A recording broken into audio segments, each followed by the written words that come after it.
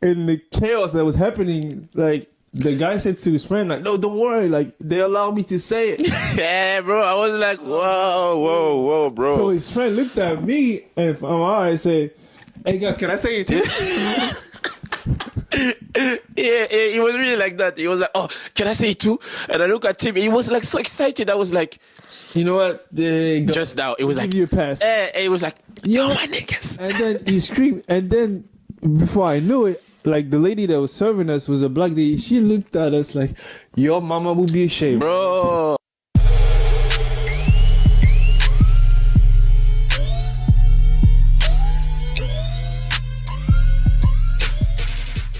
Welcome to the part 2 of the episode, Is Manhood Under Attack? I'm Ellie and I'm with my co-host. Famara, you know how it is. So, from the previous episode, I was talking about the time when my mother wasn't giving me anything. So from my 18 years, when I was 18 years old, my mother just said to me, "Okay, now you're on your own and you need to figure out how to make money, how to find a job, and basically have to live by yourself, you know?" So from a man, obviously, it is a big challenge. I don't know from you. I mean, I don't know for you, but as a man, it's a big challenge to just like not getting provide about anything, you know, find your own work, own job, make your own money, you know, and like, because obviously I live in Paris and there, like, you can't go out without paying anything, you know, even the subway, like when you have nothing is expensive, you know. And I was a student, and when I was a student, like I was literally broke. Yeah. Bro, I was broke, no money. And the ticket for a subway is like what, €2? Yeah. Something like that. Yeah. Bro, sometimes I couldn't even afford that. So it was like, to me, it was like a big challenge to just like overcome this. And I'm glad I did. And this like forged me as a man, you know, because when you have to figure out everything, like everything, after that, to me, after that in your life, you'll be sorted, you know, and you will think like twice before like spending anything on whatever, you know. So I don't know about your experience, how it was when you were like younger, like a younger black man in Paris or in another city. Yeah. But for me, it was tough. But I'm glad this happened. Of course. You know? So for me, my life-changing experience would not be in France, but it was for me when I went to the US for the first time. So we had the opportunity to my uncle to go to the US for the first time, me and my entire family, being that I never spoke English before. So it's new language, new country, new culture, everything new. So, and we were under a religious visa, which means I couldn't make no money. Religious visa? Yeah. So what is basically, this? When you work for one of the family members that you have work for a religious organization, was a church or mosque or whatever. Okay. You can bring some of them to help, you know, to help your organization grow and help, you know, because it's a God kind of environment. So it's kind of a business, but a godly business. So you get to have the type of visa that can help you come over. So there is a religious visa. Yeah, there's a religious visa that allows you to have your family, and the only person that can work is the person that has the main visa. So everyone that has the other visas are beneficiary of the one person that got the visa to be able to go. Okay. So we went there under that visa, which was a religious visa from my uncles that had a church over there. The problem was, like I said, everything was new. Everything. So I don't understand what people are saying. I don't understand the culture. I see cars that are bigger than myself. Yeah. But the problem is, my parents don't speak English. I don't speak English. My brothers aren't speaking English. And I have to go to school. So it's a situation when you have no choice but to figure it out, you know. So I went to school. Most of my conversation was, "Hi, how are you? Hey, how you doing?" That's about it. People were asking me questions. People were trying to understand the French culture.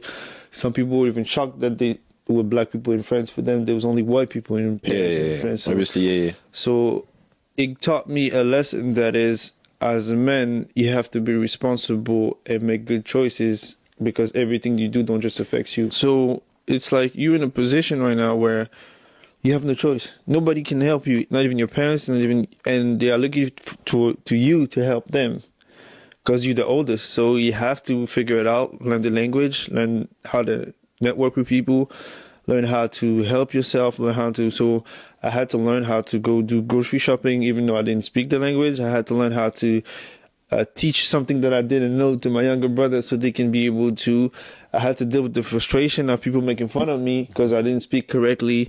I had to deal with the embarrassments of teacher asking me to read in English when I never even read in French for so long. Books. Yeah. So, but at the end of the day, what was the best experience and the best thing that happened is today I'm in a position where I speak comfortably and I get compliment of me speaking English, but people don't know how hard it was to get there.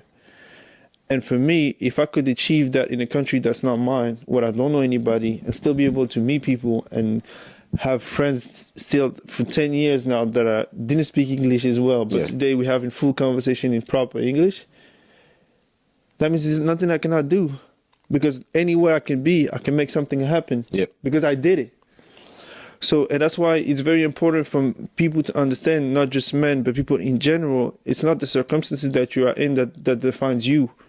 But it's actually what you make out of those the circumstances that defines who you become. I could have faced the challenge and said, listen, I'm tired, and just go back home in my comfort zone and then be in France and do what most people do. But I stayed there for 10 years.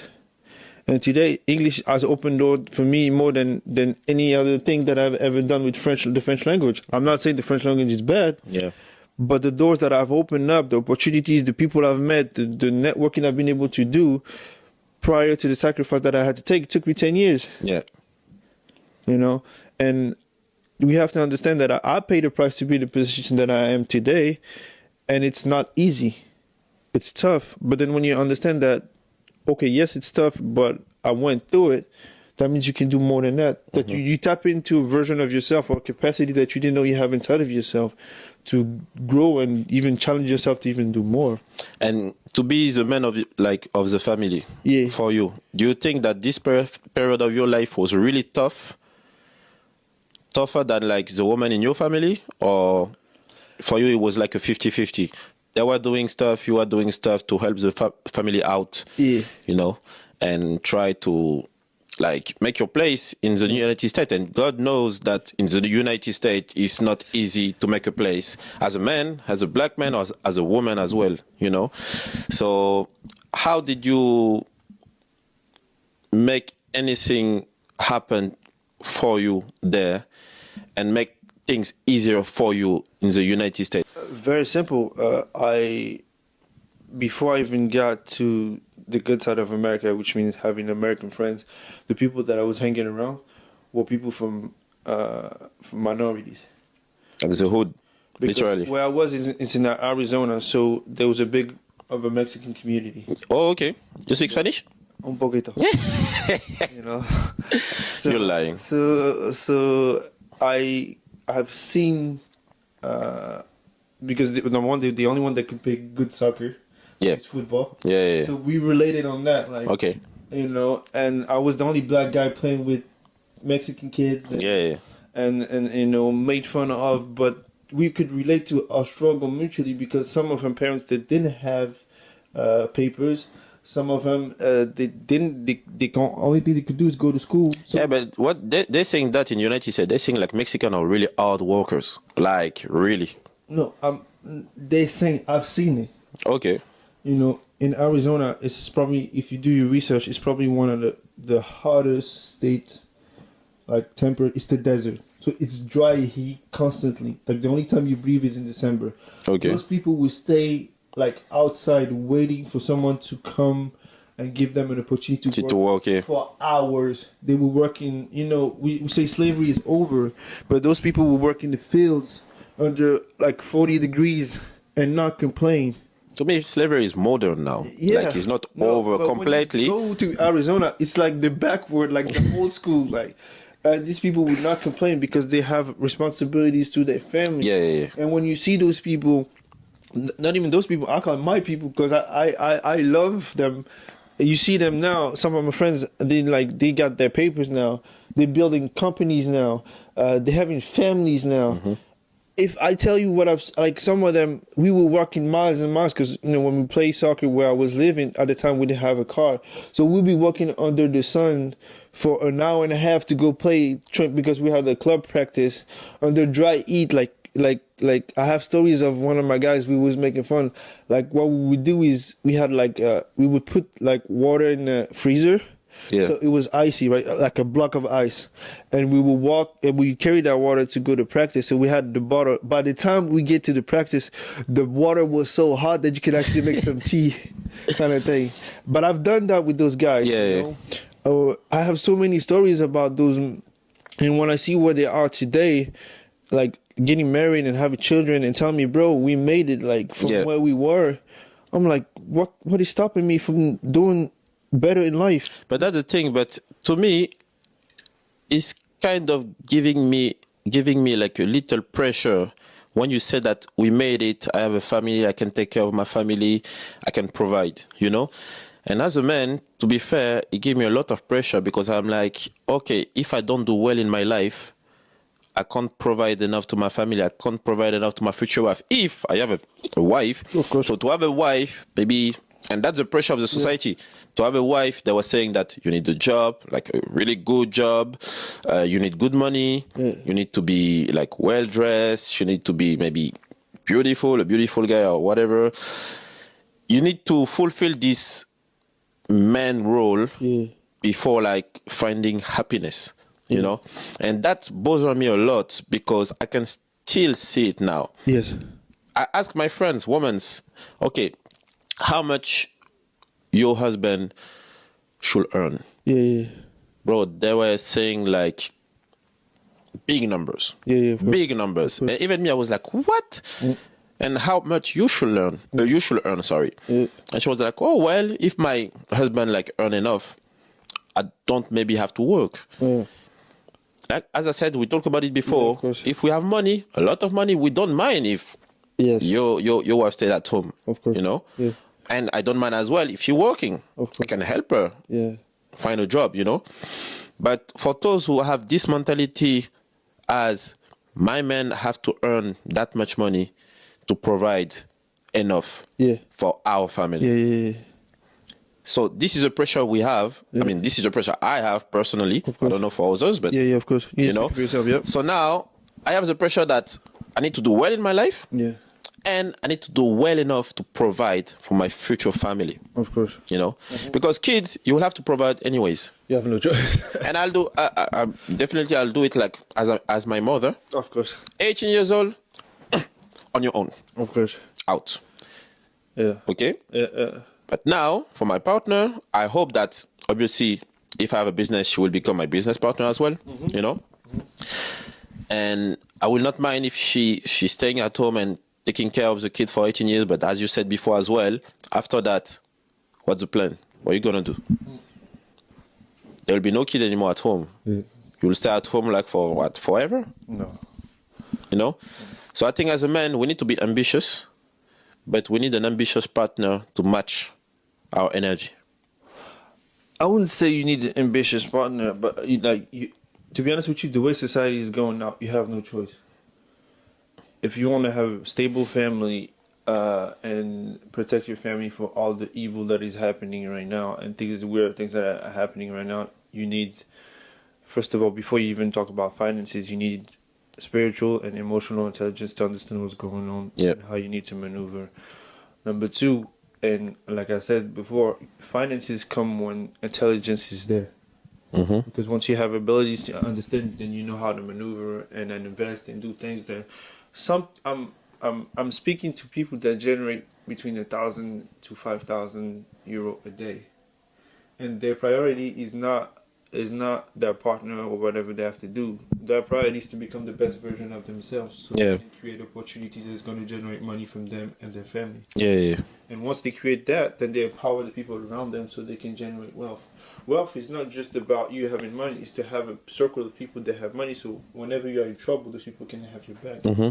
And then you teach that to your children as well. Then you create this bigger circle, and then a bigger circle. And then before you know it, you have a generation of billionaires. So it starts with you first. Number two, when you choose someone, when a woman says to you, hey, my man needs to make this amount of money, the question is not how much do you make, is it what can you bring to help this man achieve that goal? Okay. Because at the end of the day, any woman that doesn't bring, or any, let's not generalize because people will say we generalize. I don't know, Anyone like in your family, yeah, exactly. or your circle that doesn't bring value to be able to help you achieve what you're supposed to do shouldn't be around you. Okay. So for me, if you come in and you ask me, okay, you need to make 100,000, I say, okay, I'll do it. If I already did it on my own, what do I need you for? I don't need you because I know how to do it. But if you come into my life and I was making 100,000 and then now I'm making 1 million, I'm like, okay, something changed since you got here. So it's the value that you bring. The value that you bring, it doesn't have to be monetary, but it can be an information. It can be connections. It can be different things that help me achieve what I want to achieve. Because at the end of the day, you understand that we are working towards the similar goal, Yeah. which is to build something that's going to outlast us when we are not here. Yeah. Let's not talk about money anymore. Yeah. You know, as you say, let's talk about value. You know, what kind of value a man needs to have from anyone else, your partner or a friend or anyone else, to improve financially, improve professionally, and even improve personally? What kind of people do we have To have around to have around, you know, to just improve, to just be better, Yeah. you know? Well, it depends on the area. So if you want to improve your career, you have to have someone that has done what you already did. So Okay. whatever you want, like you have to look for mentorships. It's someone that has succeeded in the way that you want to succeed. If I want to be a millionaire, I'm going to pay someone that's a millionaire to teach me how to be a millionaire because he did it. Mm-hmm. If I want to be a rapper, I'm going to go see who's the best rapper. I say, listen, teach me. Because that person will give me knowledge that no other has. And with their experience, I will be able to do what they did faster. Okay. So regardless of who you associate with, you have to look at, say, what can I, either what can you bring to this person or what can this person bring to you so you can be able to achieve your goals. Mm-hmm. So if I want to invest, I'm going to go to see who's the best investor. Okay, it costs $20,000 to sit down with this guy. I will do what I got to do. Pay this guy $20,000 because I know at the end of the day, the value that I'm going to get is going to help me generate wealth. Yeah. So you pick the person that has the value, and you also understand what value you can bring to that person. That's how, because if you pay for someone to teach you something, that's good. But if you have someone if you come to the table with a mentor and you have value, then you build a relationship, and the relationship lasts longer than the service that you pay for. I got you. Yeah, that's really interesting. So yeah, so basically that's it. So you have find people that are successful in the area which you want to be successful, and learn from them. Because once you learn from people that will help you avoid certain mistakes. Because they'll be like, hey, this is the mistake I made when I started. Don't do that. And you don't do that. It saves you time and it improves the results that you are looking to have.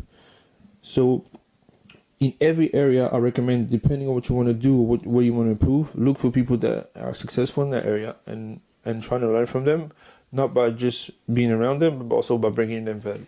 When it comes to business area, I don't think there's a discrimination of like men or women. It's more like how good you are in what Exactly. you're doing, and how prepared you are in what you're doing.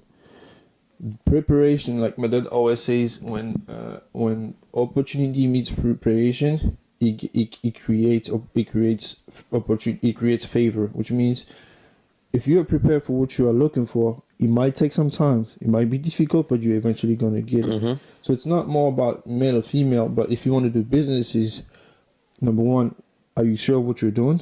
Number two, are you willing to go through the process necessary, the laws, the difficulty, the challenges, or whatever, the no's, the no, until you get that 1 year that change everything? Yeah.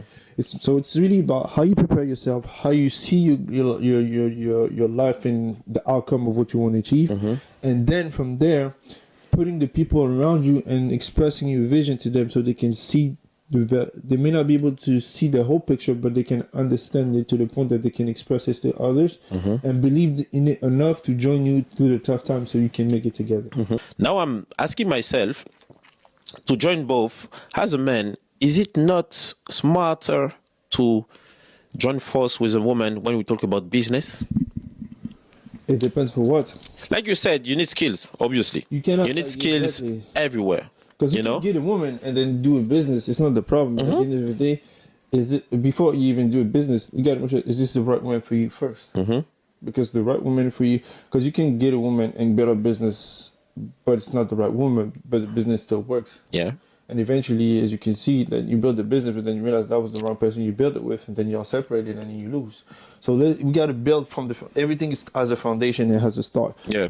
You see the right woman for you, your values and everything aligned, and then because the real test it would not be when you start building a business, because starting a business is easy. It's when things get tough that you see that what people are really made out of. And the most dangerous thing you can do is to partner with people that are, first of all, no character, no principles, and also I can crumble under pressure.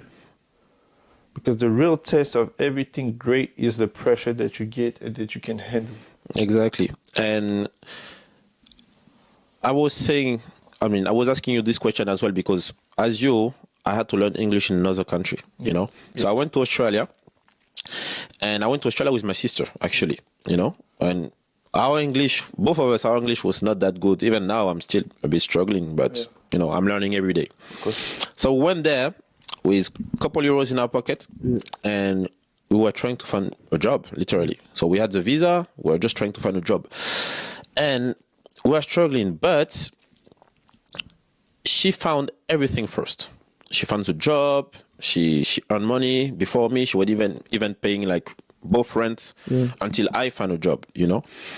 And there, I literally a bit was thinking that why it is more easier for her than me, you know. So we were talking about unfairness. This is not even unfairness. I think it was just like a matter of opportunities, maybe a matter of luck as well, or timing. You know. But I had this mindset when I was like, damn, I wish I was a woman because maybe it would be more easier for me. You know, you'd be surprised, my brother. No, I'd be surprised because she was telling me what she was doing actually there, and believe me, she was like cleaning like a new building that they were like building. There is no other way to say it, you know. And for 8 to 10 hours, they were cleaning, and there were no men in their team. It was only women. For 8 to 10 hours, just cleaning everything, and they have to be meticulous. Like every single piece of paper have to be off the floor, you know.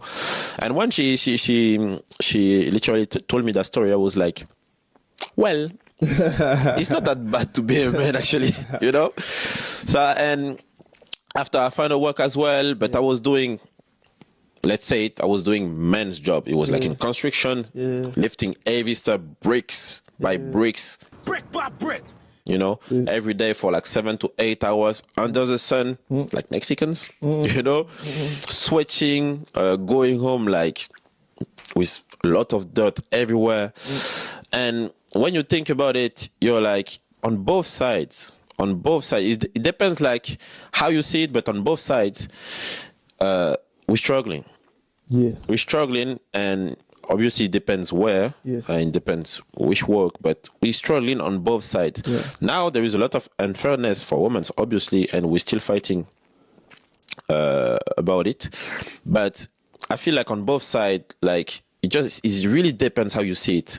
But to me, men and women are struggling, you know, as fuck. But yeah, it's a big subject. We're not gonna talk about it right now. It was just like a little story, but we'll talk about it later. Because at the end of the day, like we have a lot of perspective on which you can approach it from, but we have to understand that if you are struggling individually, how about we change that by uniting? I agree. You know, I agree. And because if you want to do it we can do it on our own mentality, and then we are not happy. how about we just put our ego down and just say, hey, let's figure this shit out together. But this works for everything, actually. You That's know. why I didn't say no topic. I just opened the other bracket, so you know. But like, yeah, this to me works for everything. And there is a subject that I wanted to bring on the table. Like, we have history. Yeah. Every ethnicity have history, obviously. Absolutely. But black men's, we have history with sir. a big H. You know, with a big H. Yeah. And it's just that uniting our forces was essential normally to me. Yeah. You know, and I feel that we didn't. You lived in United States, and the segregation there was really bad. Absolutely. You know, and uniting our force was to me like the things to do, and for men and women, for black men to black men, for white men to black men, and etc. and whatever. You know. But now, there is a story that I want to bring right now because it's like kind of like talking about this subject. Yeah. Because there is still a separation between us black men and others. I feel it. Are the men or just In general. black men? In black men, black women, but in general. Black. Okay, so You know? the separation is between black men and black women, or between black men and black men? No.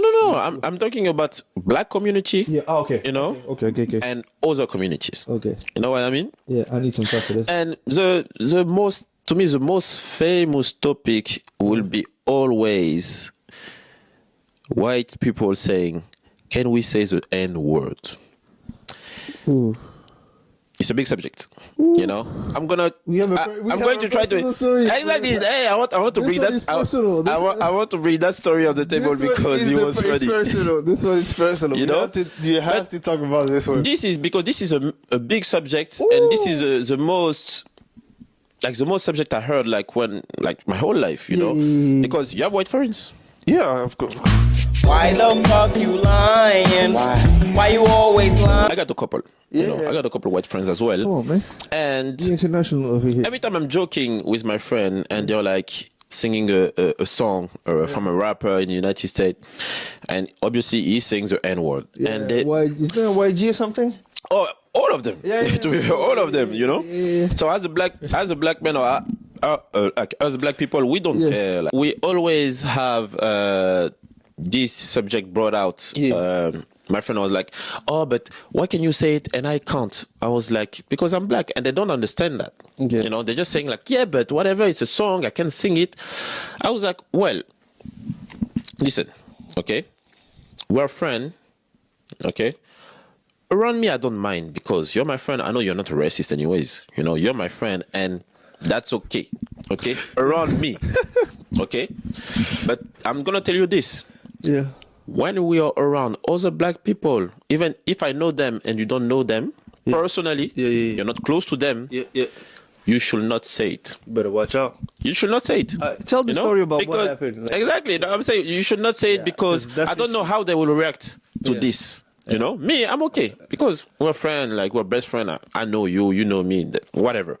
But around other ones, nah, bro, you should not say because I'm not gonna help you if there is a fight, bro. I'm just gonna watch and look at you and telling you them too. Like, you know what I'm saying? exactly, I don't mind. and telling you and watching you and telling you.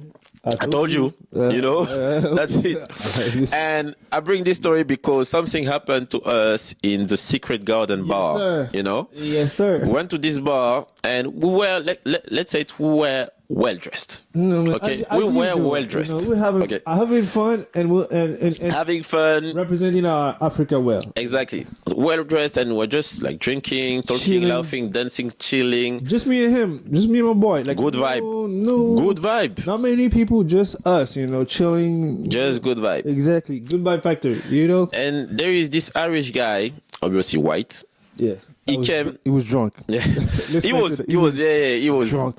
So he came to you and he was, wow, bro, you're so well dressed. I love them. I love that.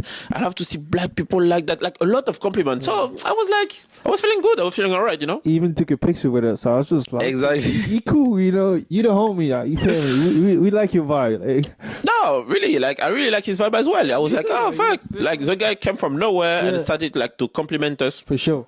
Fair enough, you know. And he was well dressed as well. Like I think he had like a Burberry or something like fancy going Yeah. on, a Palm Angels or something. I was like, man, you look good too, you know. And I was like, okay, fair enough. And he was talking to us and he was like, oh, okay, guys, I have to ask you something. I have to ask you something right now. I'm sorry, guys. He was like, I'm sorry, but I gotta ask you. I gotta ask you. And we're like, what? Can I say it? And I was like, say what? Can I say the N word? And I look at him, I was like, listen, only tonight. And just one time. We specifically said one time. One time. And he was like, okay, guys, you're my niggas. You're my niggas, guy. I want you to know it. You're my niggas. You well dressed. You're my niggas. And I was like, okay, chill. Thank you. We appreciate Big that. mistakes. That's it. And after he left, and we went to the bar to take a drink. I was like, okay, let's take a drink. And Let me tell this part. Okay. That's my favorite part. So we go back to the bar just to grab a drink or whatever, and then we see him with his friends, and so like he's like, hey, I know these guys, and he screams like, these guys are my niggas. And the bartender was a black lady, and his friend looked at him like, what the hell did he you was like, just say? what the fuck? What? So and then so in the chaos that was happening, like the guy said to his friend, like, no, don't worry, like they allowed me to say it. Yeah, bro. I was like, whoa, bro. So his friend looked at me and from my eyes said, hey guys, can I say it too? Yeah, he was really like that. He was like, oh, can I say it too? And I look at him. He was like so excited. I was like, You know what? just now. It was Give like, you a pass. He was like, yo, my niggas. And then he screamed, and then before I knew it, like the lady that was serving us was a black lady. She looked at us like, your mama would be ashamed. Bro, hey, when he start to scream, they are my niggas. These guys are my niggas. Hey, I was in my head. I was like, bro, I think we just created a monster. Telling you. Because, and that's the importance to me. That's the importance of saying it or not saying it. And why do you feel the need to say it? Because to me, there is no such thing as, I'm going to say the word, we're going to cut it, a nigger pass. Yeah. To me, there is... We should have never done that. No, there is no such thing. And we saw what happened if you give that kind of pass to someone that cannot control himself. Yeah. You know? So, Especially when they're drunk. Like, I don't know what we was thinking. bro, I was like, why did I say yes? Like, that's stupid, you know? I just feel that there We is... were dancing to burn up point, like last. That's why we were hype, and then we just say, you know what, like. Does he say niggas in this song? No, but the thing, I think people, you know, I think first of all, I don't say that word because I think it's not an appropriate word. Like even if it's in a song, okay, it's in a song, but that's not something I use on my regular like language. But like I don't really see the value in calling each other because I know where I come from. But to me, it's not like a value. To me, it's just that this word was a bad word back in the day, and even now, it still is, you know. But as black people, we just empower this word to make it means nothing to us. Because if a black man said this word to me, I will not be offended, you know. Obviously, it depends on the tone. Yeah, but the problem is we don't understand is like we have been conditioned to accept things that we shouldn't be accepting, which is believing that this is a correct thing to call each other, while the only thing we should be calling each other is things that uplifts us. You know? Exactly. This is once again the influence of the media, the music, in the industry, because I was listening to rappers that were saying that we get paid millions to put ideas in the next generation that they have no value. They will only be this and that. They can only be drug dealers or ballers or gangsters and things like that. And all of that started with just using derogatory words like niggas. Because this term is basically just degrading yourself. Obviously. And if you think Obviously. about it, it's not uplifting you. And perfect example. But when we went to Cafe Mexicana for my friend's birthday, Yeah. someone called me. I didn't hear it, but someone I knew as a joke Yeah. called me, "Hey, you nigga," and then my lovely sister Karine replied like, "No, don't call him like that. Like he's a king." And then the guy started finding my sister for correcting him Yeah. of not calling me that, you know. Even though I know the person, but I just realized that that's just ignorance. Yeah. Because if you are ignorant and you're not, like, that's why I go back always to the same point, is you have to have emotional intelligence, you have to know your history, you have to have spiritual intelligence to know that words are powerful. When you call someone, it's powerful because with words you can do a lot of things. You can create, you can like, you know, so many things you can do with words. So it's very important what you say. It's very important what you do, because all these words together in order for your life to even get better or worse. Yeah. So it's very important for people to understand that. So that's why you got to be careful. Those words are not powerful words that should be said to anybody, even as a joke, because it's not funny. Number one, it is a lack of respect to the person and to your ancestors that have went through the sacrifice for them to not be called that anymore. Yeah. That's a privilege. We should be honored to be able to call ourselves kings and queens. And today we can talk about investments. Today we talk about things that are bettering, because years back we couldn't do that. So let's not get lost in this. Let's stay focused on really what matters, which is to uplift our community, talk about unity, and do things that is going to bring us forward.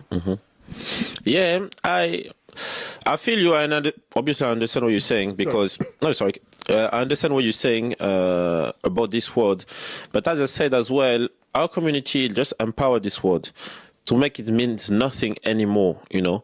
But to us, just to make it means something else than the real meaning, Yeah, you of know. course. It's like for girls, to be fair, like when a girl call another girl bitch, Yeah. it's like a compliment, you know. Yeah. When a black man say to another black man this word, the N word, it's like as well a compliment. It depends on the tone, obviously, but it can be It can be because of how we think. That's why we have to change that. If we don't change that, we're gonna like, this is a door to allow worse things to be allowed entirely. Because if you see how things are moving, things are moving in the wrong direction. We are having less people, like more people are more people are behaving like the N word and not being responsible men, creating babies out of things, doing things that they're not supposed to do, being more violent, being more this, being more that. We don't understand. Sometimes we look at the big picture, we don't understand that everything starts with the small things. Like everything's in the details. Like there's a reason why music that has those is being promoted more than others. Like I was laughing at my friend and he was like, bro, because they were complaining, they would say like, oh, R&B or love music or passionate music or empowering music is not being promoted.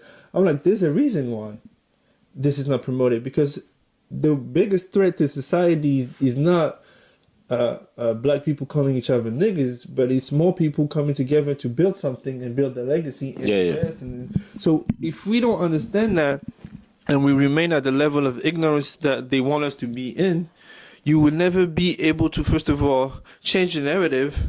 And then, because me, if I see, for example, God willing, one day I have a son, he comes in with his friend and say, yo, what's up? I'm going to be upset because I don't want my son to be thinking that this is correct to say that.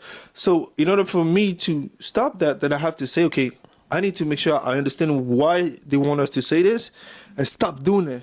Okay. And change the narrative and say, no, you're not a nigga.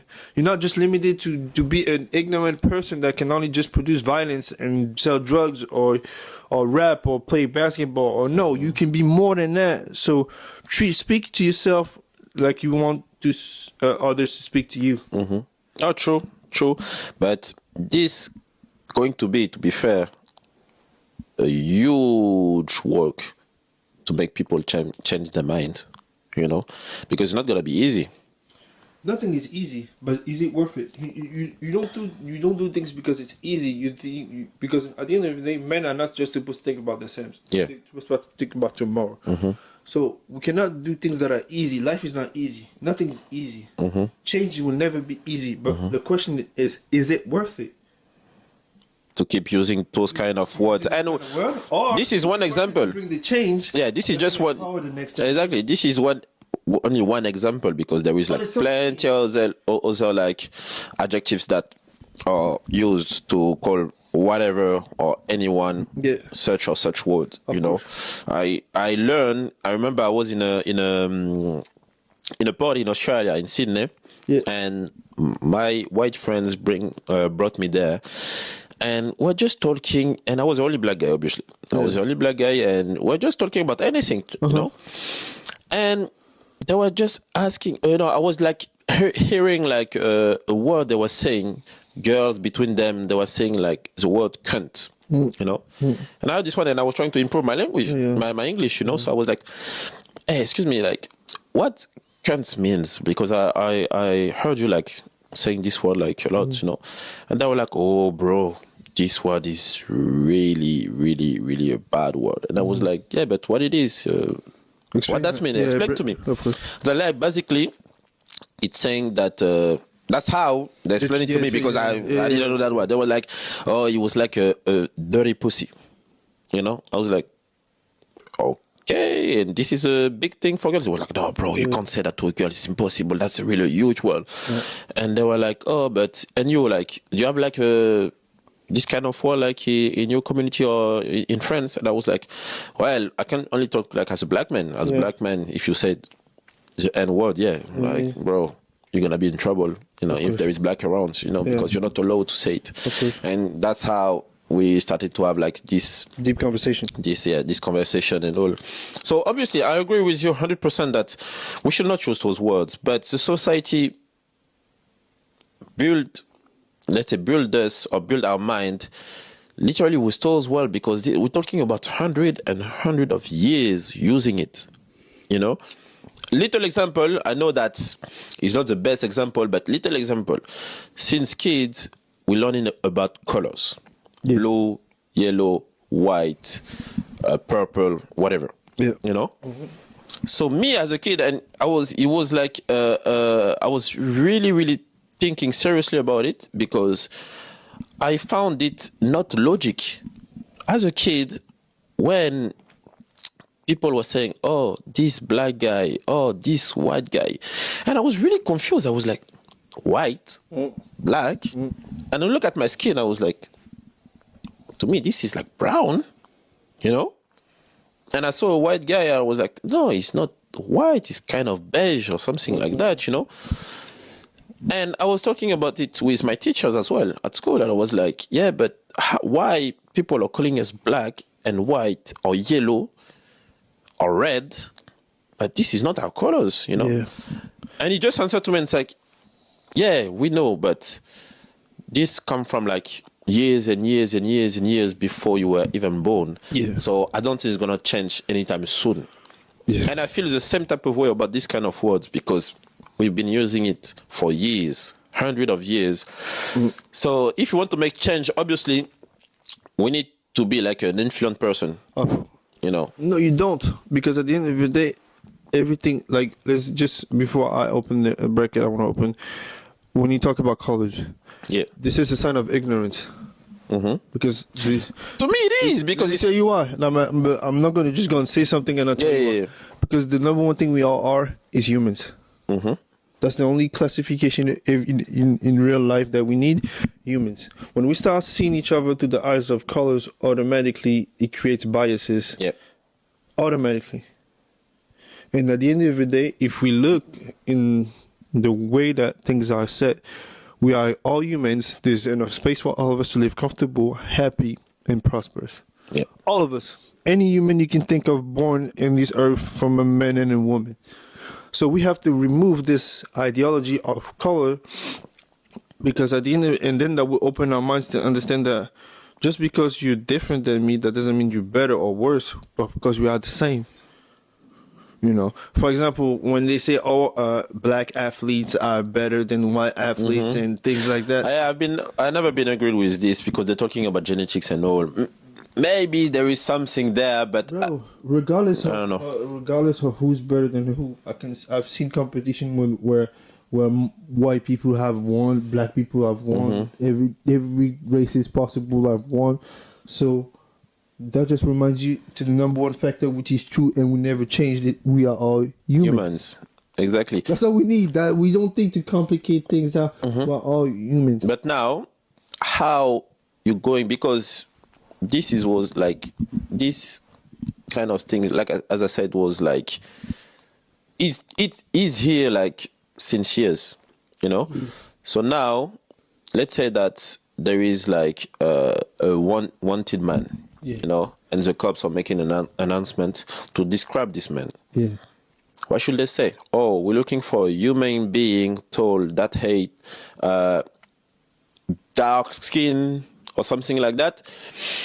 Or we just have to keep it going and say, okay, we're looking for a black dude, 6'1", okay, with like an afro running around New York City or something like that. I don't know. How many black dude 6'1" with afro is there in New York? True. But how do you identify someone? How do you identify? What's the difference between me and you? How do I identify myself? We have a name, which means Yeah, but if they don't know his name, obviously, he's wanted. If you don't know the name, there's other ways you can identify people. Just doesn't have to be their color. There's the name. There's the facial like pictures. There's other ways of identification created for us to be able to identify.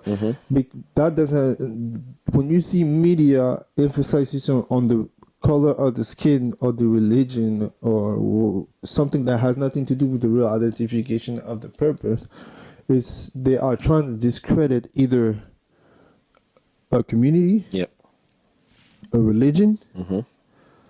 Or a personal a place where the person belongs, or a choice of culture choice or something. So they just basically trying to discredit something. Yeah, that's why they will say it. They will never But if you look at the inverse, when it's someone that's I don't like that term, but that's white, how they will describe it compared to some, they will never emphasize he's for example, he's tall, fat, or Christian or Muslim, or they'll never say that about the person. They'll just say, we're looking for this guy, this is the picture. And that shows again that we have to understand one thing: the people that are responsible for those narratives, they have the power to do that, is because we are watching them. If we stop giving those people our power, which is our attention, that they'll have to change. It's like a business. If you know a business is doing something that you don't like, and you want to kill the business, you don't have to go break the store. Just stop shopping there, and it's the countdown begin, because the business is valued based on the revenue that it generates. So if you want to destroy something, you don't have to do much. Just take your power, which is your attention. Yeah. All these media negativity, people don't understand that now. They have understood that negativity sells more than positivity, so they will do things that are controversial because they want to get the attention of the people. They know that they will by doing something negative, and that means that in our mindset we have been conditioned to be more attracted to negativity than positivity. Yeah. So we have to understand. Okay, when we see something negative, we have to understand that this is put there for a reason for me to react. I'm not going to share it. I'm not going to like it. I'm not going to participate into it. And I'm let them destroy themselves until they start doing right. You understand? So if you want change, and number one, and number two, if you want change, you have to understand that all of us have the capability to reach people around us with a message of positivity. You don't have to have 1,000 followers. You don't have to have 1 million followers. Even if you have one person that you can impact with a powerful message and help them realize who they are and their value, one person at a time, we can change the world. That's why I don't do things for numbers. That's why I don't do things with the purpose of being profitable. I want to make sure that my purpose in life is to be able to spread a message that positivity, we are all humans and we can make mistakes and we can learn from one another. And regardless of what society or agenda has been pushed, if we come together, we can make the change that we want to make. And that's what this podcast to me is all about as well. You know, that's what we're trying to build together, is like positivity, information, you know, and like explain as well our mindset, of course, like how we're thinking, how you're thinking. We will not agree for every subject, obviously, but we respect each other enough to say what we believe. And this is what people are missing. Some people have knowledge and some people have truth that people need to hear, and they are afraid to share it. because they believe that nobody's going to believe it. But we all have a community of people that align with their values and that can understand your vision. And some people are just people that like to have information. So they might not agree, but that don't mean they won't listen. Because there's always something you can learn, even in something that you don't agree with. Yeah. Now, and that shows, first of all, your mindset, which is your mindset of growth. Anyone that wants to grow will always be better than someone that refuses to have access to information when it's presented to them. Yeah. So in order for us to understand that regardless of what we are doing, and go back to the topic of manhood, the number one thing we have to realize is we have a responsibility. And in order for us to achieve and become the better versions of ourselves, we need to surround ourselves and start working together towards it.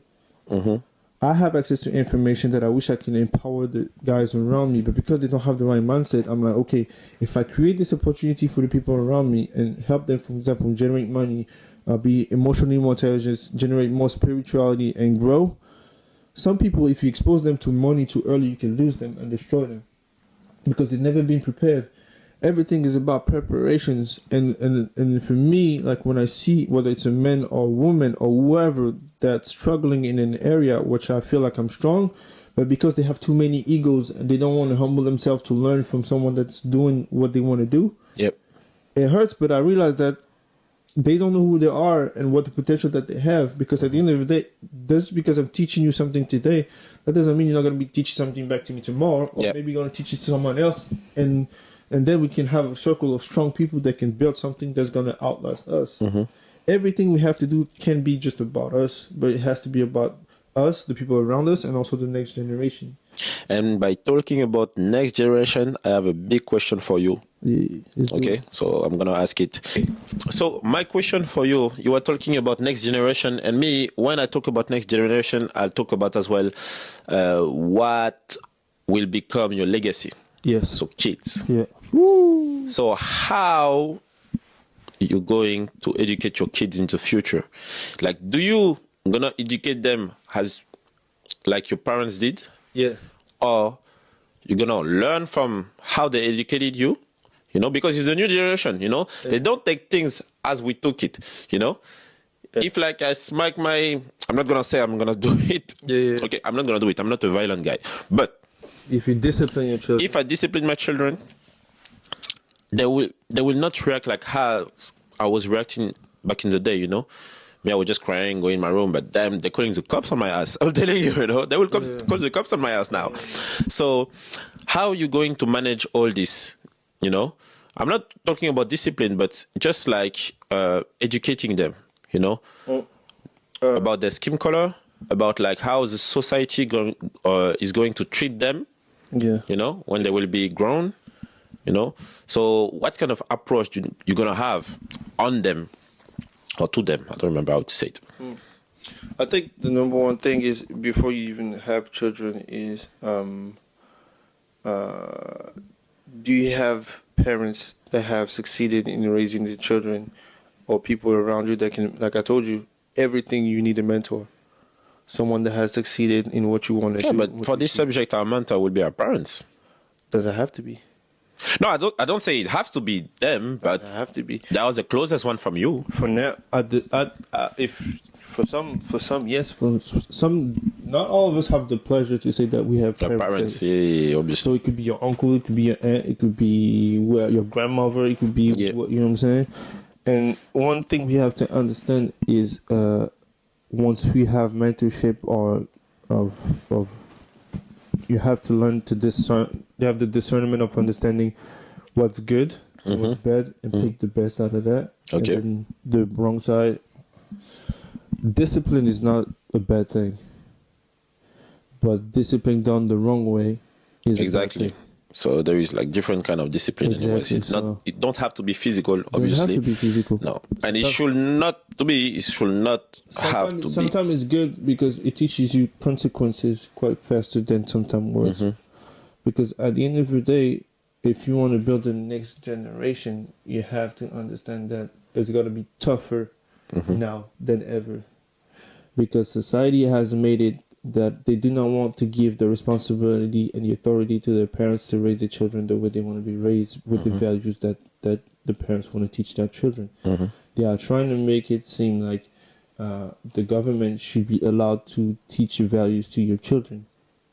So if you're not careful, if you do not have the means to protect your children, it's very dangerous. For me, for example, as time goes by, I don't see myself sending my kids to public school. Oh, you prefer private school? Or homeschooling. Because I'm seeing how the way the system is going, I'm like, there's no more emphasis on teaching them history, science. There's more teaching them about things that I don't think are appropriate for their age to learn. I know where you're going. Yeah, I know where you're going. So I don't want to go into the details, but I'm just saying. Yeah. As a future parent, if God allows it, I have to be aware of what the things that are happening and prepare myself in consequences to make sure that I protect my children to give them the best education. Yeah. If that means that I don't have to, if that means that in order for me to educate the way I want to educate, I have to leave Europe, I will. If that means that I have to make a lot of money to be able to have them be in school at home so I can make sure of what they are learning, I will do what's necessary, but working hard now so I can prepare myself to be able to create that environment for them, because this is my responsibility. I created them. Now, number two, but before I even talk about creating them and giving them education, I have to make sure that I'm well enough inside of myself, healed from the trauma of my past, of the trauma that I have from my childhood, so it doesn't pass that on to them that didn't have nothing to do with what happened to me in the past. Okay, I see. Because everything is about preparation. The best prepared you are, the better you'll be able to raise your children. But that's the thing, how are you going to prepare them for life? By becoming the best version of yourself. First of all, yourself. Are you a person of character? Are you a person of value? Because what you're going to say, if what you say, what you do don't match, children don't learn from what you say, but they learn from what you do. So, yeah, and someone told me before that what you're going to see in the mirror will be your kids. So that's true. So I agree. So you have to prepare yourself, which means you have to educate yourself. You have to learn. You have to, I'm not about to have a son. I'm gonna go like, if I give you an example, and I'm sorry, I'm gonna say your name. But I love you and I respect you a lot. For example, if I'm building a family right now and I have my wife and we're married, about to have a kid, I'm gonna call my brother Kenneth. I said, Kenneth, you just had a son. How is it? I'm panicking. Like, he's gonna be like, yo, calm down. I did it. This is how you do. This is what you understand. I have people around me, and that's why I honor and privilege and really honor everyone in my entourage or close to me, because in every area I'm capable. So if in my career I know I can speak to this person, if I'm about to have a child I know I can speak to this person, they'll be able to give me tips, they want to give advice. I have my mom, I have my brother Kenneth and his wife, I have my friend in France that just had a son, I have all these people around you to help you, like it's a whole village. Like I said, I have a whole village around me that's not gonna leave me, because it's a life-changing experience. Yeah. And there's always things that you never be prepared for, but you cannot talk to someone that cannot understand it because they've never been through it. Yeah. So that's why it's very important to know who you have around and what they are to you, and have a discernment that maybe you may not understand why they are next with you now, but in the future, you'll be like, damn, I'm glad I had you in my life, because otherwise I don't know how to deal with this one. And because, for example, I talk about Kenneth. Kenneth, I knew him. He wasn't even married. I knew he was single. Yeah. So I love talking about him as my brother. And shout out to you. And I saw him single, getting married. Us joking about him becoming a father. Yeah, and then becoming a father. Yeah. Seeing his son, going to his house, and then, you know what I'm saying, and having those men conversation about the next step, him making jokes of like, hey, you got next, So it's that's why people say, oh, you have influence and you know a lot of people. It's not that I know a lot of people, it's just I value them. Yeah. I understand what they were brought into my life for.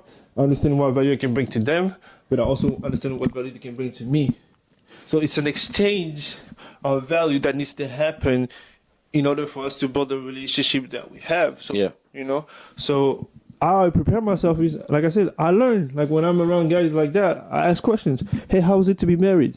What's the challenges?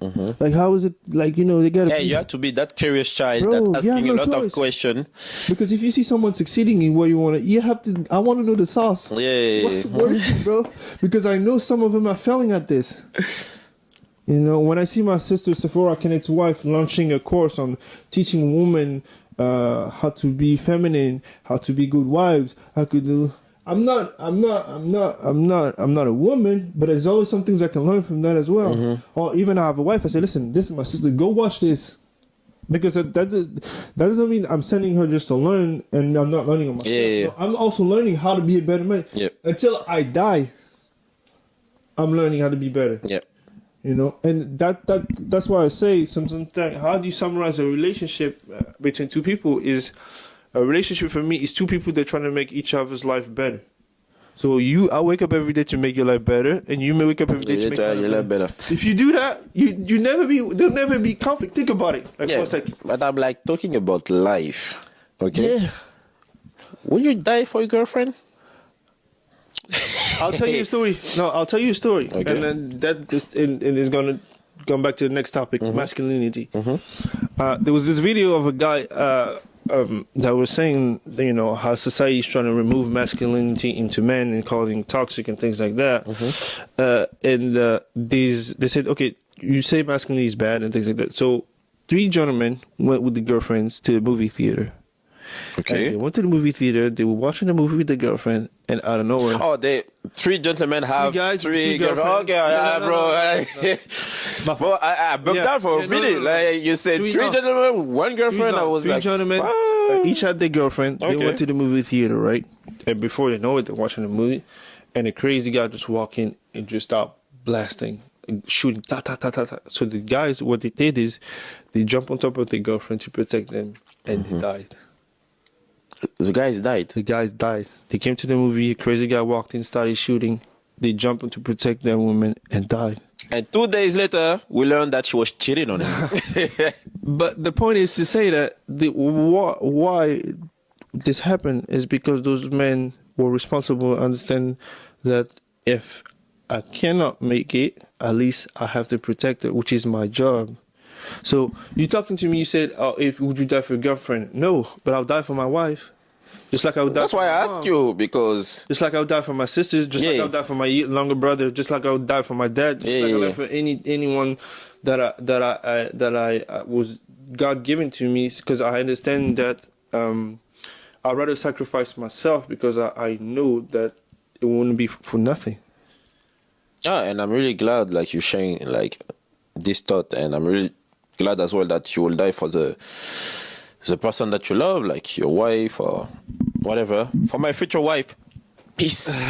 I'm leaving. I'm running, bro. You're on your own. On your own. I'm not doing it for you. Who put you in this situation? Not me. I'm not dying. I'm saying, hey, again, I'll take care of the kids. Again, that's why it's very important who you choose. Exactly. Because So now everybody gonna think that I'm a coward. I was joking, okay? For my future wife, I was joking. Okay, I'll stay. I'll die for you. it's very important who you choose, because at the end of the day, like, I have, like, other than myself, the next big thing for me is my legacy. Yeah, obviously. That's why everything I do, it's with the purpose that it outlives me, even if I'm not here. That's why people say, "Oh, you have such nice relationship with a lot of people." I said, because I can, even if I'm not here, I can still have influence here. Yeah. I can still open doors for others. I can still, and that's a God-given ability that I have, and I recognize that it's not easy to have influence, and I'm grateful for it, and I'm humble enough, and I'm not arrogant and say that no, but I know the value that I can bring to people just by the right relationships that I have with them, and by the value that I bring to them. Therefore, I have to carry myself a certain way. So that's why I tell the people around me, especially the lady, I say, you cannot carry yourself any type of way because you are associated to me. And that's not me misogynistic, but it's true. Exactly, because people are going to think that what you're saying that is like a bad masculinity. It's not. No, it's not. Like masculinity for me, like when we say being a man, Yeah. it's just like being tough, being prepared for Anything. what life's going to bring to your life, or what Absolutely. challenge life's gonna bring to your life or to Absolutely. you. Absolutely. So it's not toxic, it's not bad masculinity, or it's not being misogynist or whatever. It's just that people need to understand, that real men, real men, I'm talking about real men, Yeah. want the best for people around them. I'm not talking about only women. I'm talking about kids. I'm talking about family. We want the about best. the world. The world. We want the best about people around us. Exactly. We want to provide. We want to protect. Of course.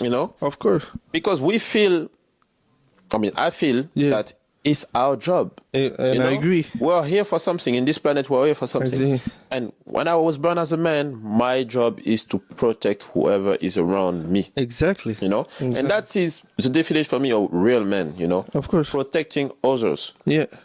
We can see it in the army. There is women as well. Sorry, there is women as well, but we can see it in the army. Yeah. Like, most of them are men. Of course. We know. natural for us to do it. Exactly, and we know that we can do it. First of all, we have to understand that let's just break down. First of all, toxic masculinity, that doesn't exist. Thank you. It's not a word to me. Like, that doesn't. Let's take the word toxic. That doesn't exist. Let me tell you why. If you take each individual word, toxic, it's something that can kill you or hurt you to the point that you can die. That's the definition of it. So how do you add that to masculinity? That doesn't work. And masculinity, the definition of it, the close, I'm just over there, is characters or traits that are relatable to men. That's the definition of it. Just like femininity is character that are related to women. So if we start understanding the meaning of word, we understand that this concept doesn't work and it doesn't exist. Number two, the reason why people say that toxic masculinity is an agenda to destroy manhood is because we only talk about it one way, and it's only towards men. But I can tell you, there's women that are toxic as well. But to me, it's not. But I never heard people say, "Oh, let's talk about toxic femininity," But what because that doesn't exist. But to me, it's not even about masculinity or being feminine as well. To me, it's just like a toxic person. Yeah. That's the term. Like, it's a toxic person. Yeah. Not because he's a man, Yeah, that is toxic I agree. masculinity. It's Exactly. Just a toxic person. Exactly. I know. Regardless of what the gender is. Yeah, I know a lot of toxic men, but it's not because they are men that they are They're toxic. exactly. Just that they're just toxic. Exactly. And I agree. So we just need to change like this kind of meanings, like toxic masculinity or no. No, the purpose of it, like I said, is to destroy manhood and to invalidate men that are not easy influence. That's the goal. The goal is to make us not being men and responsible, and make us believe that we are responsible. That's the goal. So if you are intelligent enough, you understand what the purpose of that thing is, though you don't fall for the trap to accepting. Most of the people that use this word are ignorant. If you look at them and you ask them, okay, what is your definition talking? They won't be able to tell you. Some of them use the word. I was watching on Instagram. They were asking women, okay, I'm sorry, I'm saying name, but if you don't like it, that's you. About Andrew Tate, they say to him, they say, do you hate? Do you know who Andrew Tate is? They say yes. Do you hate him? They say yes. And they say why? And all of them was using the word misogynistic. I don't know if I'm saying it right. And then Misogynist. Yeah, misogynistic. And then they say, okay, what is the definition of it? And they couldn't say it.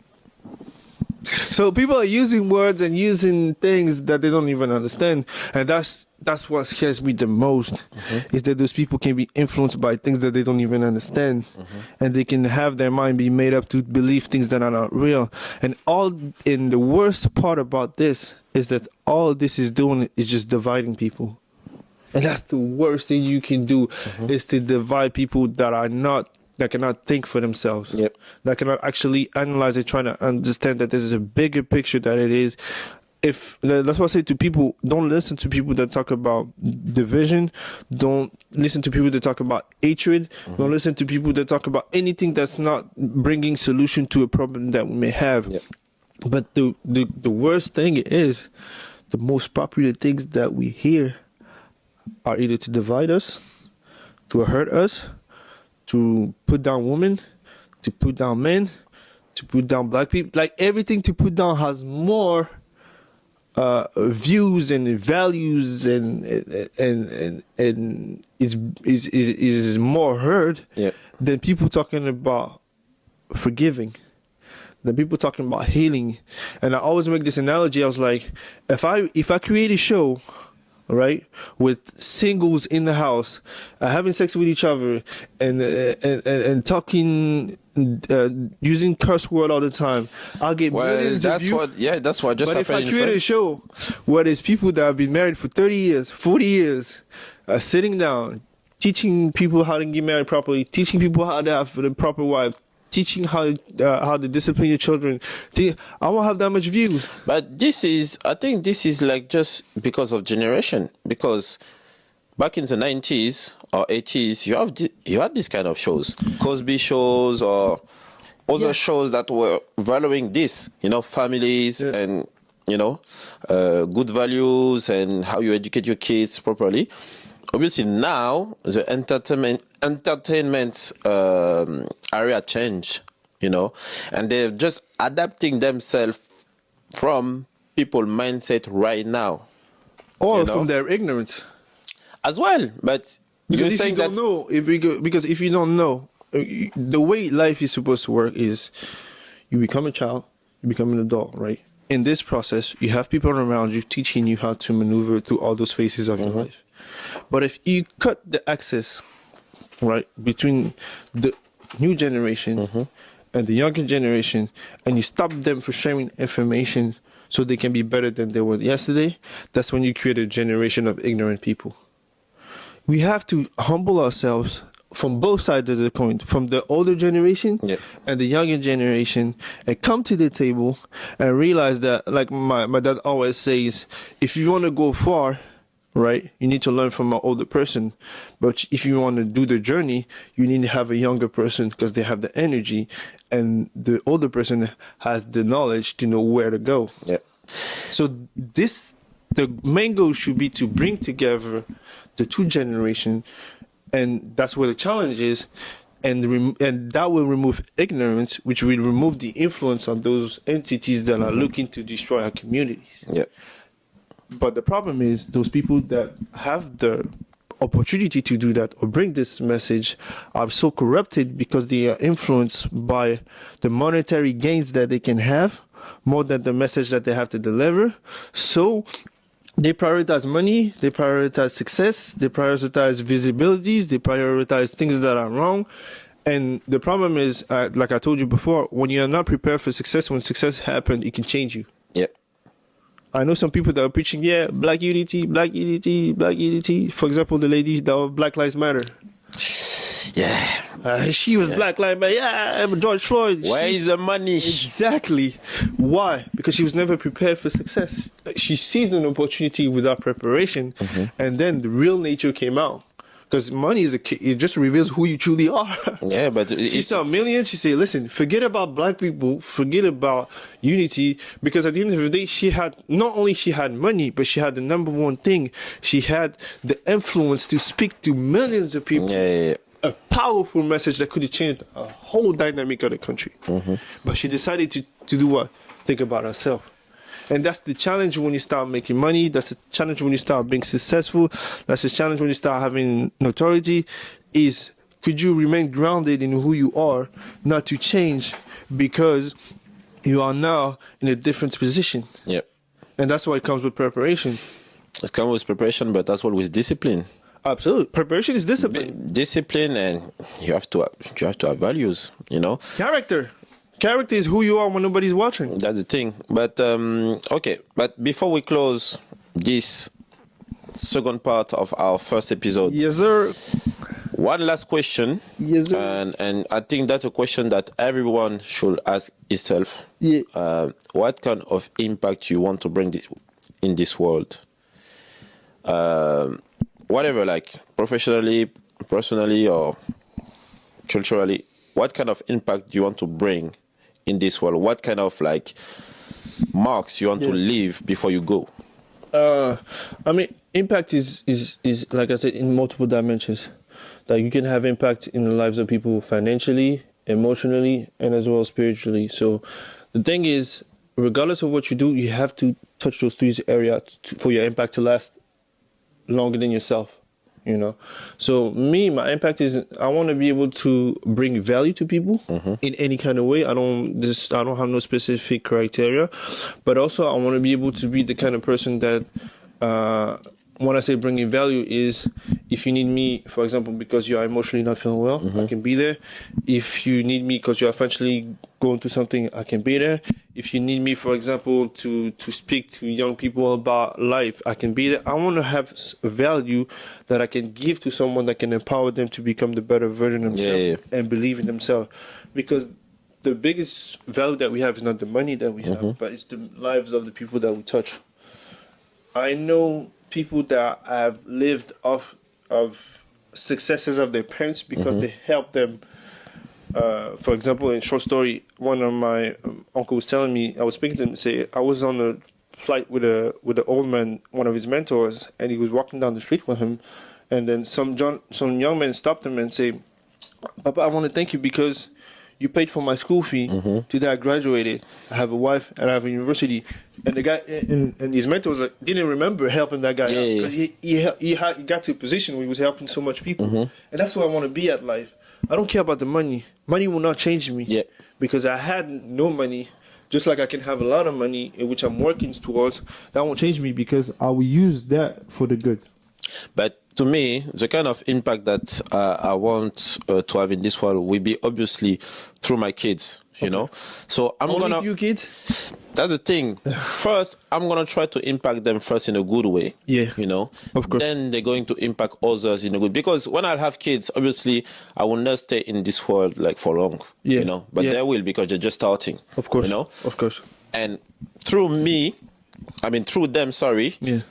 I'm going to see my impact years after years. Obviously, I can still help people around me and impact people around me. Yes. But through them, giving them a good education, Yes. you know, good values, gonna make this happen, you know, and generation after generation. Because how can an impact last?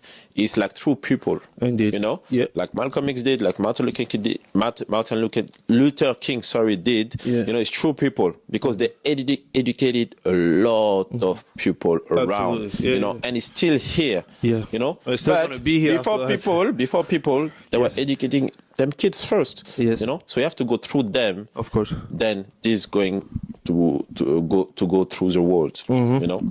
But that was my last question to close this topic, and obviously we'll have like more conversation, more episode to talk about anything else. Of course. So good ones. And guys, remember, subscribe. Good Vibe Factory. Like, comment, share, subscribe, and do all the good jiggity. And all platforms. See you next time. See you soon. Let's get it. Cheers.